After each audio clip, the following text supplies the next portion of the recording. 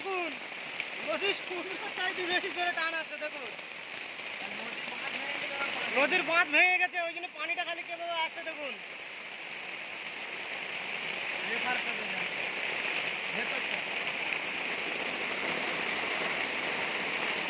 ভেতরটা অল্প পানি গেঁজা উঠে গেছে লাটা মাছ খেলা করে।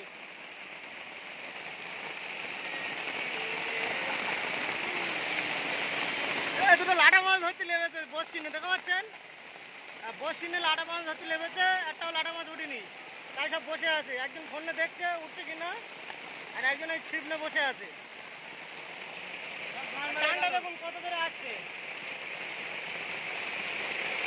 আরেকটা নদীর গেট খুলে গেছে।